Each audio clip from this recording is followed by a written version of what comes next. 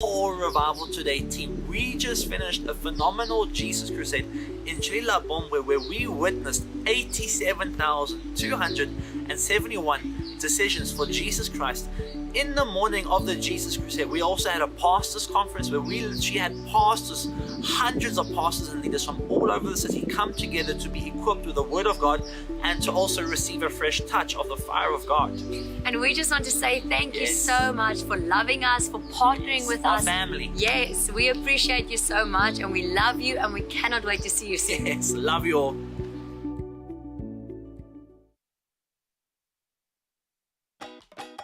Hello everybody, I've got some exciting news. We are in the process of launching a faith-based credit union, and so we'd like to welcome you to fill out a survey that is going to be used in the application process. You can go to revivaltoday.com/credit union and fill that out. And thanks ahead of time for filling it out and being a part of this great journey in the world of finance.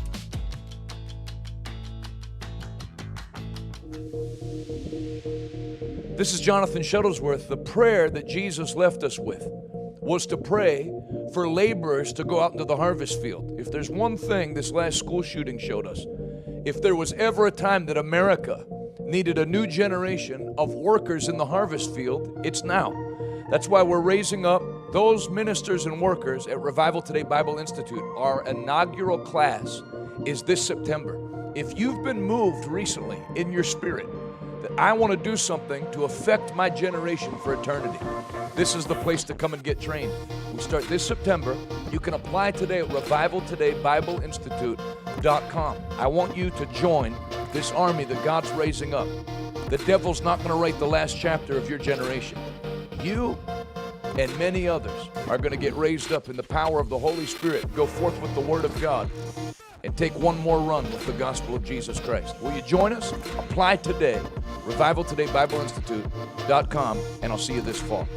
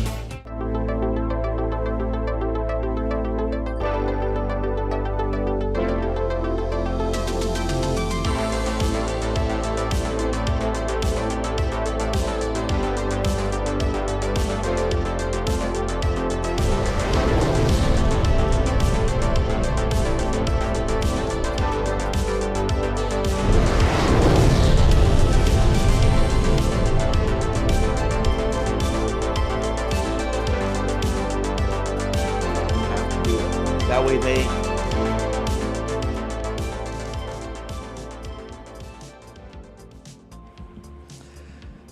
Good morning. Welcome to Check the Market, D&D Investments.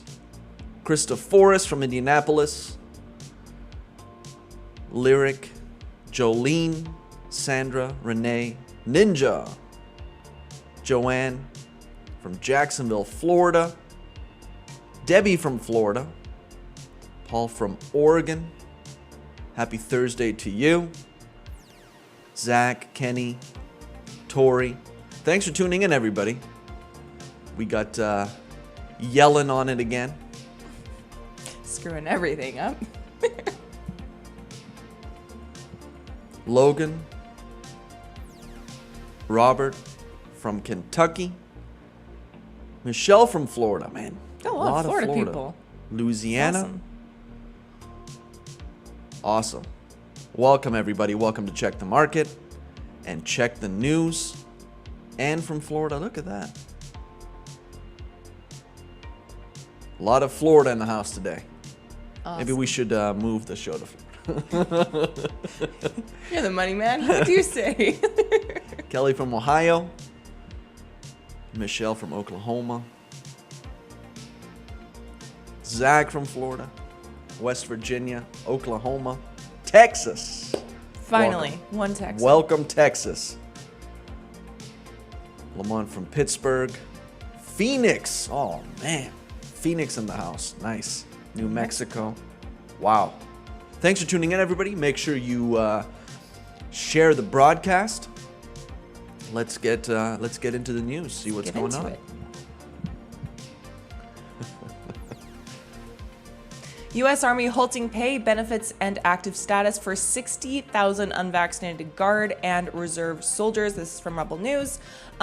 This is because that's smart. This is really wise of them on all fronts, especially when there's a literal invasion of the country at this point at the southern border. Why not just throw off, put to the side 60,000 Guard and National Reserve personnel? This administration makes so much sense. Yeah.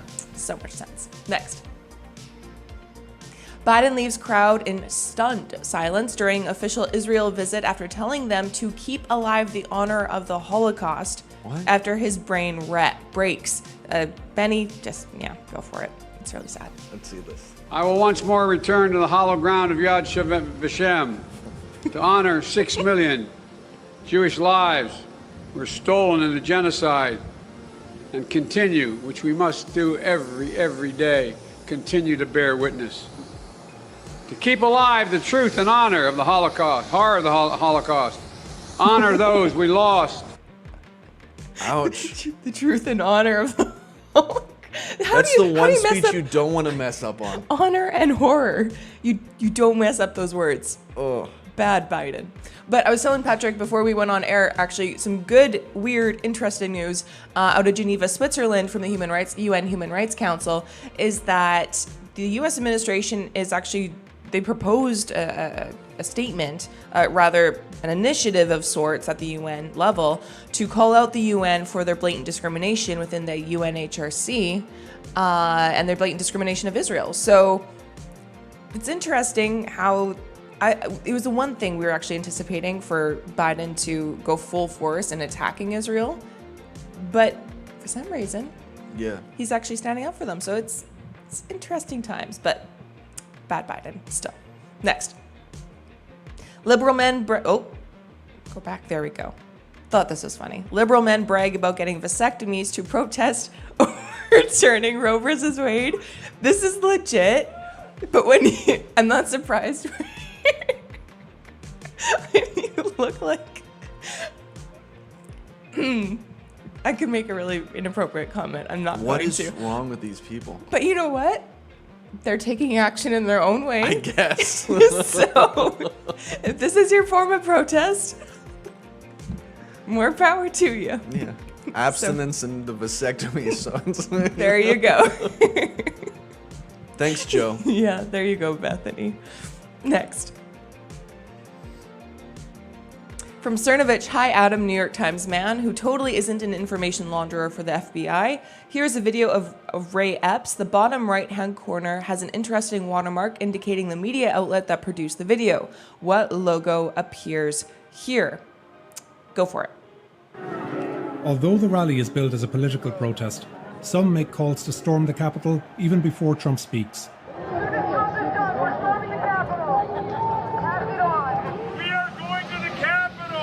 That's Ray Epps right there. It's that direction. So what's interesting, do we have the thread for that by chance? Probably not. So he's responding, Cernovich is responding to Adam, who is a part of the New York Times, and he's saying that Ray Epps, like him not being called to testify about at the January 6th committee, it means nothing. Like, why would we call a civilian? It makes no sense. But Ray Epps is like the clincher, number 16 on the FBI list of people that were detained and should have been put in jail like everybody else was. Yeah. But for some reason, all charges were dropped just against him, and he never went to jail. Yeah, of course. So it's like... It is weird, but they are saying that... saw an article yesterday where they said that they were discriminating against him. Yes. Exactly. But where's all the outrage with everybody else that's, you know... Precisely. Yeah. Yeah. Next. All right, this is what Patrick sent to me, and I thought it was hilarious. Exclusive ship of fools. 62% of Biden officials who handle economic policy have 0 years business experience per report. Go for it. An explosive new analysis published by the Committee to Unleash Prosperity reveals that Democrat President Joe Biden's administration has very few business-oriented officials in the administration, and that the vast majority of people handling economic policy for the United States government under Biden have no business experience whatsoever.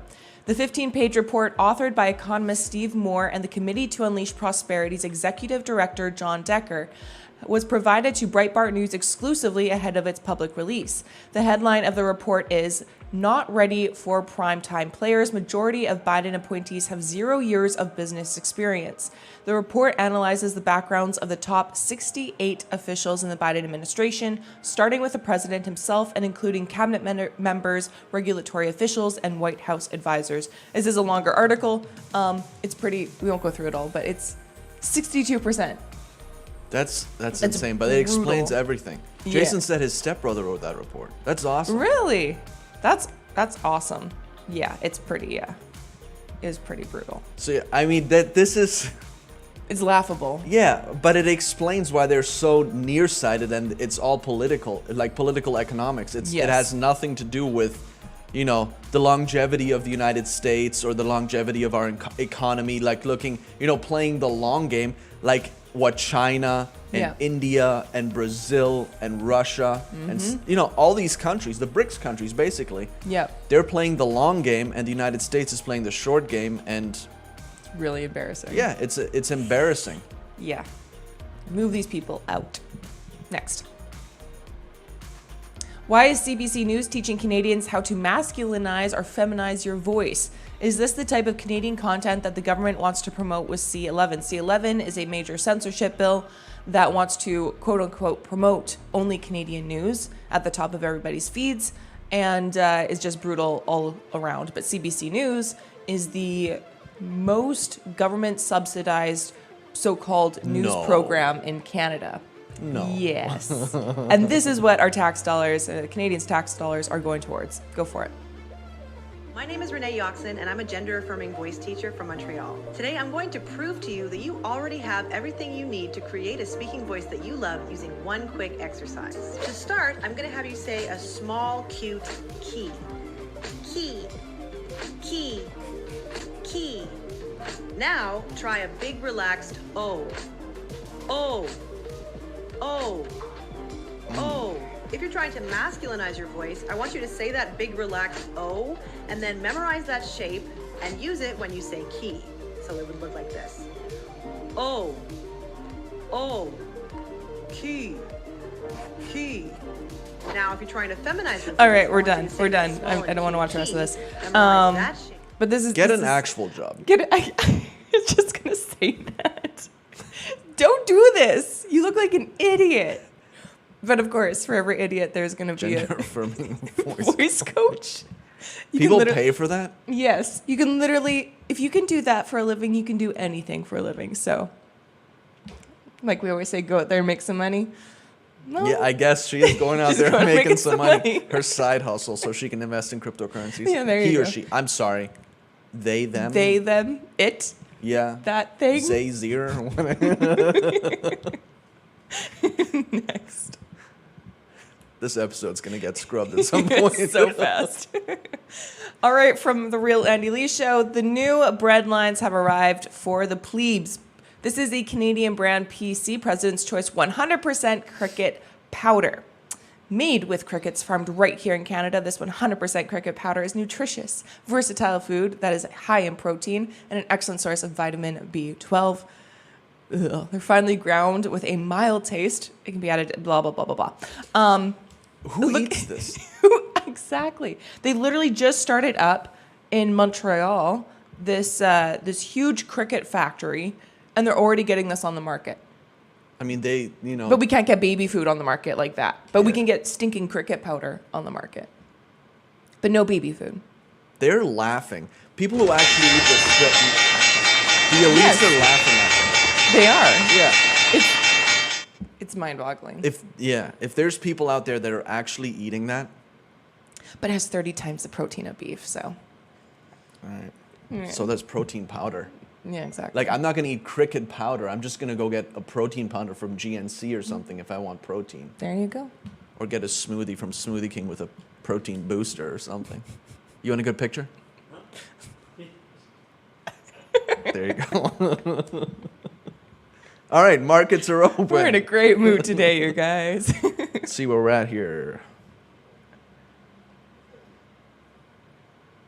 I guess I could have just restored pages, but Dow Jones down 494 points, 500 points.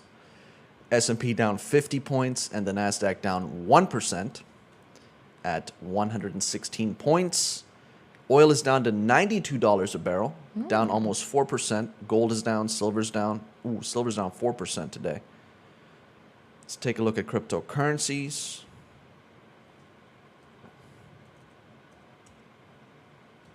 Computer froze last night, so there we go. Bitcoin is up 3.45%. Is this accurate? I guess. Ethereum's up 6% over the past 24 hours, so it is down a little bit from its highs earlier. BNB up 5.56%. XRP's up 3.1%. Solana's up 6.22%. Dogecoin up 2.67%. Shiba up 4.29%. Avalanche 7.67%. Not bad. Not bad. All right, let's take a look at some news. Let's see what's going out there.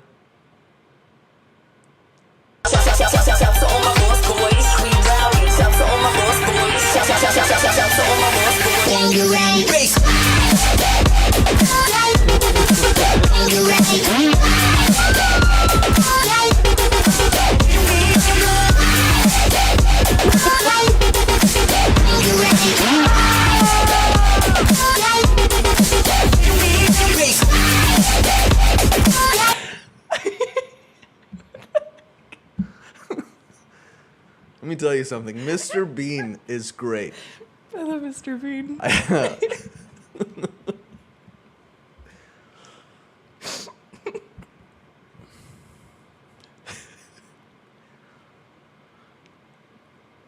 It's true. It is true. Because actual investors that have been through something before. I remember my first huge market. It was back in 2015, in the summer. I believe it was in August when the market in one day dropped almost 1,000 points. It was just a fluke, one day massive drop. Yeah. And yeah, that freaked me out because I hadn't seen anything like that before. Because in 2008 when the market collapsed, I hadn't been investing that much. Yeah. I was still in college, so there wasn't that much to invest anyway. How long do you think it'll take for Bitcoin to get back to 40K? That's a good question. And I wish I knew the answer to that, but I think it's going to go down a little bit more before it goes up. I mean, it seems to be holding at that between 19 and 21 level, but I think it's probably going to be trading flat for a while, just like it did in years past, when there was a bear market or what they call a crypto winter. So I'm still buying Bitcoin, Ethereum, XRP. Shinazo said, I ate crickets as a child in Nigeria. To be honest, it's not that bad. I ate, we had these, during the rainy season, we would have these flying ants. They were pretty big, and they would fly around, and they would swarm the doorways and stuff. So my brother and we would fry them up with a little bit of salt and eat them. But yeah, I don't know if I want to make a habit of it. You know what I mean? I don't know. Because it was just we're because you could. Yeah, exactly. Yeah. They weren't killing off all the cows. So it was you can eat I crickets. bet you I can eat more than you. That. In reality. My younger brother and I would take magnifying glasses. Yeah. And we'd hold them at the sun. We'd roast, and then we would challenge each other to eat. Yeah, bugs. I mean that's what that's what kids do. That's what but I don't know. kids do. Yeah. We ain't kids no more. I want. Bethany just beef. found out something else. Yeah, I guess she did. All right, let's go into the articles. Let's see what we got. Yellen warns inflation in the U.S. is unacceptably high. Sorry. You think? she had a lot to do with this. So, yeah, let's read it. You're the Treasury Secretary. Let's see it. Bali, Indonesia. Oh, and she's on vacation. U.S. Treasury Secretary Janet Yellen has warned that inflation in the U.S. is unacceptably high and said bringing down rising prices will be Washington's top priority. Okay. You're just talking at this point. Data released Wednesday showed U.S. consumer inflation rose to 9.1%, the highest level since 1981. We're first and foremost supportive of the Fed's efforts, what they deem to be necessary to get inflation under control, she said at a news conference in Bali ahead of the group of 20 finance ministers meeting. Wow, what a nice place to meet. Beyond beaches, islands. Beyond that, we are taking our own steps, which we believe will be supportive. You know what? They could save a ton of money if they just met at the Holiday Inn by the Reagan Airport in Washington, D.C. Yep. And instead of going to Bali and all of these places. At this time of the year. Exactly. So convenient. Yeah. Yeah. Beyond that, we are taking our own steps we believe will be supportive in the short term to get inflation down, particularly what we're doing on energy prices and the Strategic Petroleum Reserve. Okay. And also selling it to China, and also the work that we're doing to institute the price cap on Russian oil. Yeah, because that'll actually spike oil. And to avoid potential future spikes in oil prices. Because then they're going to turn off the faucet. Russia right now is selling their oil to India, which is then selling that oil to the United States. Yeah. So the United States is still buying oil from Russia. Almost half of the increase in prices in the latest inflation numbers came from high energy costs. Yes, that is true. Next. Continue. Asked whether bringing down inflation was more important than the risk of a recession caused by higher interest rates and slowing growth, Yellen said she believed that it was appropriate. The top priority should be to bring down inflation as the labor market is currently very strong. Yes, the labor market is strong. Yellen said, however, that rising interest rates could have a spillover effect into other economies. Yes. A strong U.S. dollar would make other currencies comparatively weaker, but could also make their exports cheaper and more attractive. How about building stuff in the United States? On the one hand, it can strengthen their ability to export, which is good for their growth. On the other hand, to the extent that countries have dollar-denominated debt, it can make those debt problems, which are already very severe, more difficult. Continue. JP Morgan. So this is one of the reasons why the market is down so much this morning. Inflation, plus we had down 572 on the Dow Jones. If it drops another 193 points, we'll be in the 20s, 29,000. JP Morgan Chase earnings fell 28% after building reserves for bad loans. Bank suspends buybacks. Let's see it. JP Morgan Chase said Thursday that second quarter profits slumped as the bank built reserves for bad loans by $428 million and suspended share buybacks. So it looks like Jamie Dimon, the CEO of JP Morgan, is positioning the bank for economic downturn with putting more money aside for bad loans, and so that they are sitting on more cash, not buying back any shares. Which last year, I believe, was it last year or the beginning of this year? Last year, probably, when they announced share buybacks, that really boosted the stock. The U.S. economy continues to grow. Both the job market and consumer spending and their ability to spend remain healthy. But geopolitical tension, high inflation, waning consumer confidence, the uncertainty about how high rates have to go, never seen quantitative tightening, and their effects on global liquidity combined with the war in Ukraine, its harmful effect on global energy and food prices are very likely to have negative consequences on the global economy sometime down the road. Yes, but food prices wouldn't be as high if energy prices weren't as high. Because if it costs less to put fuel in the tractors, then it's going to cost less to make the food. It's just common sense. Consumer spending is up too because prices are up. So if you look at it from a dollar perspective, consumers are spending more because they have to spend more because prices are up. Exactly. With this outlook, the bank has opted to temporarily suspend its share repurchases and help it reach regulatory capital requirements. So they don't have the capital requirements met. A prospect feared by analysts earlier this year. Last month, the bank was forced to keep its dividend unchanged while rivals boosted their payouts. Well, Jamie Dimon's going to have to get on it. Next. We can go to the next one. Biden administration ups the rhetorical stakes as semiconductor relief bill stalls. So, I've been looking into this. The reason why this bill is stalling is not because what they're saying, on all the major news outlets, that the Republicans are holding up this bill. It's because it's being tied to a whole bunch of other bills that the Democrats want to ram through, and they won't. So there's been talk about Intel now going to Europe and other countries like other semiconductor companies like TSMC and others that would like to build something in the United States cannot and won't be able to do it because the U.S. isn't, putting up incentive. So if Europe puts up more incentive, they're going to go there. But this is a national security issue. And so that's, when you hear about this, that's what's actually going on. They're trying to tie that bill to something else so that, they can get their agenda passed. Next.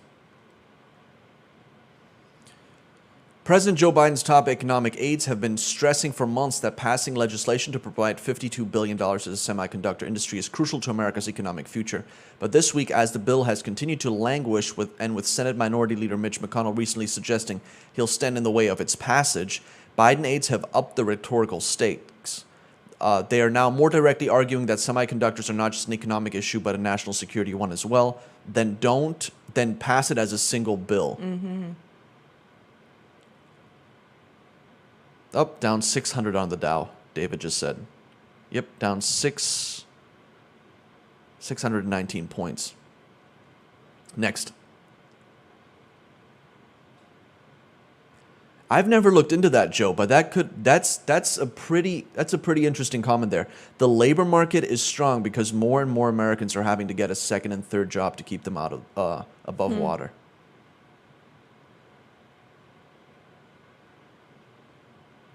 I'll have to look into that. Morgan Stanley misses analysts' estimates on worse than expected investment banking revenue, which, investments aren't that great right now. So this is to be expected.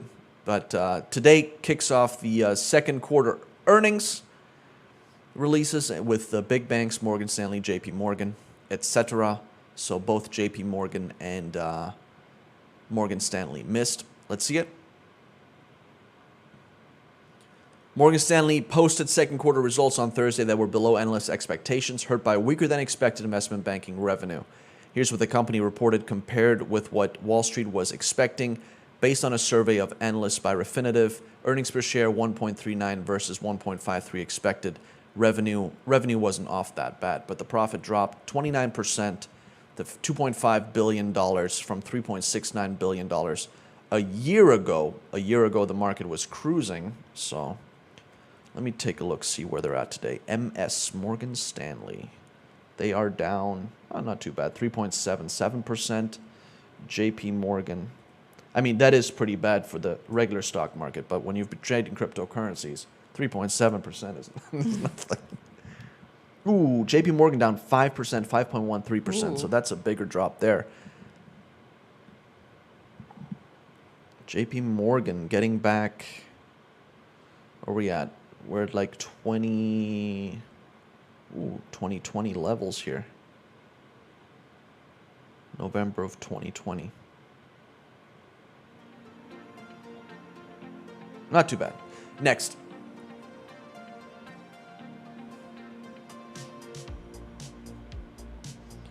Wholesale prices shoot up near a record 11.3% in June on surge in energy costs.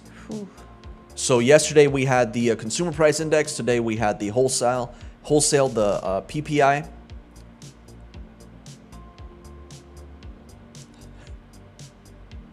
Wayne says, most of my money is at Chase and my investments are with Morgan Stanley. I'm batting 1,000 today. Yeah, no, they're going to do good anyways. JP Morgan is the biggest bank in the United States. I don't think that they're... But then again, Bear Stearns and all the others from 2008, they could get in trouble at some point, but I don't think they will today. Let's see the article. Inflation hit hard at the wholesale level in June as producer prices surged near a record amount from a year ago due to a big jump in energy costs. The Bureau of Labor Statistics reported Thursday the producer price index, a measure of the prices received for final demand products, increased 11.3% from a year ago, the highest reading since the record 11.6% in March, so it's gone back up. Of that gain, almost 90% came from a 10% increase in final demand energy costs as prices for oil, natural gas, and other products soared during the month. And yet Biden is in Saudi Arabia begging them for more oil when we could just drill in the United States. The problem with all of this is regulation. That's what it comes down to. It's always regulation. When you saw it, even when we reported on this, was it last year or the beginning of this year, with the supply chain bottlenecks, the reason why there were supply chain bottlenecks at the port of Los Angeles was because they were only allowed to stack the containers 4 high instead of being allowed to stack them 6 high, for when the truckers came to get them. So it's always, most of the time, it's regulation. Red tape hurts Yeah, exactly. at the end of the day. Exactly. Continue. Excluding energy as well as food and trade service prices, so-called core PPI rose 6.4% on a 12-month basis, a deceleration from the 6.8% gain in May. So that's not too bad. On a monthly basis, the core, it's bad, but it's not as bad as we've seen. The core measure increased just 0.3%, below the 0.5 Dow Jones estimate. The rise comes one day after the BLS reported that the consumer price index surged 9.1%, the highest 12-month gain since November 1981.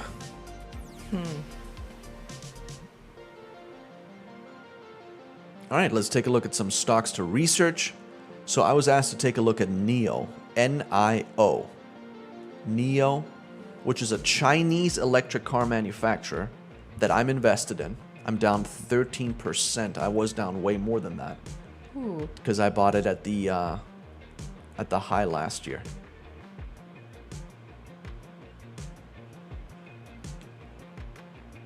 Patrick, your comment about nothing moves without energy is a winner for the big oil companies. If they took that statement and yeah, they should. Because it's true. If energy goes up, so will everything else, because everything runs on energy. You need energy to create things, you need energy to make food, you need energy for everything. So the fact that they're trying to take energy out of the equation, even if, right, all of society was destroyed and we were brought back to the Stone Age and we're all sitting around fires, what is a fire? It's energy. You're burning wood. You have to have it. You have to have energy. It's not negotiable. Yeah, renewable energies aren't going to cut it. You have to have energy. You have to have oil. You have to have gas. You have to have coal. You have to have nuclear energy. Yeah. So NIO, an electric car maker. Let me get off my soapbox. An electric car maker from China. They're considered the Tesla of China. They've been doing pretty well recently after taking a beating last year when Chinese securities lost all their value, pretty much all their value, due to crackdown on the stock market by the Chinese government. Even though this company is growing, I'm still a little skeptical of Chinese stocks due to the unpredictability of the Chinese government. Never know what they're going to do. They're still working on turning a profit and have not been able to do so, but they're in a good position to do well in the future as the Chinese government keeps pushing electrification of vehicles. Future revenue projections are looking pretty good, and what I like about this company is that their revenue projections are pretty, I don't want to say conservative, but they're probably more accurate than what most American electric vehicle manufacturers are doing, like Rivian and Lucid, where they're like, we're going to make $1 trillion next year. No, you're not. Full disclosure, I am invested in NIO. The reason I bought it at too high a level, down about 13%. So this was a short-term hold for me, because I was just going to make a quick 10% and sell it, and I lost a bunch on it. But it's become a long-term hold, so I'm just going to keep it for a while. Due to the expansion in the Chinese EV market and potential overseas demand for Chinese vehicles. So the last couple of times that I went to Ethiopia, there's more and more Chinese vehicles on the road, and there's actually some electric vehicles on the road there. Really? So yeah, so it's pretty interesting how there's a demand for that in the developing world, and the Chinese are pushing their products hard on those markets. Financially, companies doing fairly well. They have more cash than debt and lower debt than most EV electric vehicle manufacturers in the industry. They're also working on a service. I thought this was interesting, on a service called BaaS strategy, battery as a service, where they say that the battery of the vehicle can be swapped within 3 minutes. So instead of charging your vehicle, what you do is you drive into one of those battery swapping stations, drive in, they swap the battery in 3 minutes, and you've got a full charge battery, you're ready to go. Really? Now that's smart, because that 3 minutes, what does it take? Like 5 minutes to fill up your car? Yeah. 10 minutes if you go in and get a sweet tea or something. There you go. So in the same amount of time, they can just swap the battery, which, a lot of people's objections to electric vehicles is that we don't have enough time. If we go on a road trip, I don't want to have to sit in a rest stop for 2 hours while my car charges. Yeah, exactly. So that's interesting. So battery as a service, so that's a pretty good idea. They've seen growth at around 10 to 20% from last year, but there's risks associated with this stock. So NIO, I'm still in it. I didn't, take my losses and run. And I'm going to stay in it for a while. But there is risks associated with this stock. It is China-based. It is subject to the Chinese government, which I don't like. Chinese government's rules and regulations, potential continued lockdowns in China. We're hearing that again because of their zero COVID policy. I was going to add another word in there, but there's zero COVID policy and global downturn in the economy, which could result in a downturn in vehicle sales. So those are the risks associated with NIO, but NIO is trading at around $22 a share. They've got about a $32 billion market cap, which is fairly high. Is it 32? $34 billion market cap, which is still fairly high, but it is fairly risky stock. But in the long run, they could potentially do fairly well and be valued at more than $21 a share, especially in China as they keep pushing electrification there. Sandra got out of NIO for the reason China. Yeah, I mean, that's, It's just a big risk. It is a huge risk.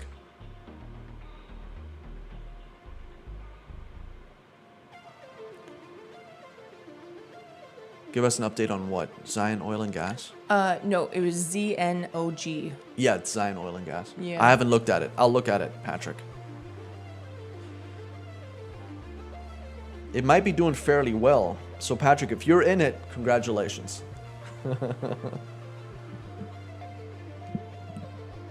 I know. Logan, that is true. Hopefully some guy making $8 an hour doesn't... I don't know if they'll be making that much in China. Making $8 an hour doesn't forget to click your battery incorrectly and falls interstate. That would be horrible. And yes, it is pronounced China. Oh man. Oh my gosh. So yeah, that was the I'll go over the other one tomorrow. So NIO, NIO. NIO, NIO. If you'd like to invest in Revival today, we'll give you an opportunity to do that now. Here are the ways that you can do that. Before that, if you haven't made it out to the 40 Days of Glory, Yes. make it out. Hop on a plane, hop in your car, make it out. It's been powerful meetings. Last night was another powerful meeting. And so Make it out if you can. Make it one of your summer goals to make it to Revival Day Church in our 40 Days of Glory. Sundays at 10 a.m. and 7 p.m. Oh, and our Sturgis Fest. Look at that. Put it back. Yes. There you go.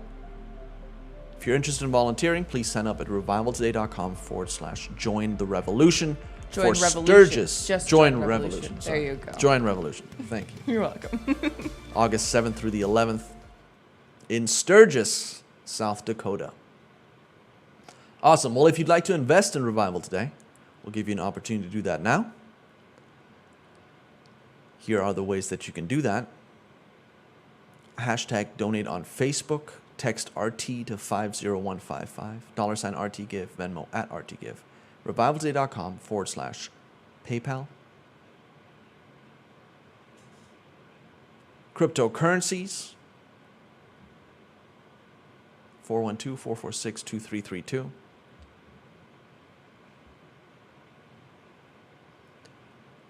And check Revival Today, P.O. Box 7, Prosperity, Pennsylvania, 15329.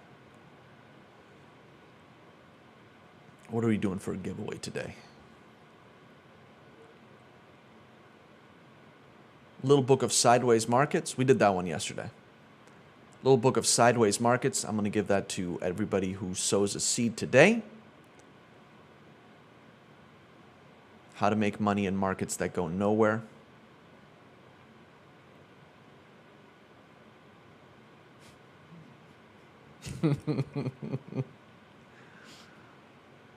And thank you so much for investing in Revival Today and standing with us, everything that we do here. We're glad you guys are a part. Check the market and check the news.